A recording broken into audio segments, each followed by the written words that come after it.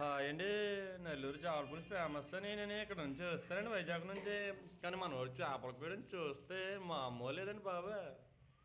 కోయడం చూడండి ఎలా కోస్తున్నాడు ఆ కుర్రాడు. అందుకని మామూలుగా లేదండి. నెల్లూరు చేపల పులుసు ఫేమస్ అని.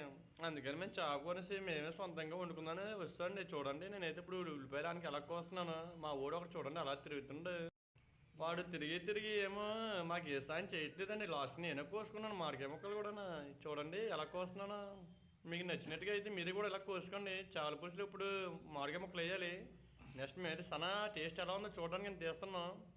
కానీ తింటే మాత్రం చాలా బాగుందండి.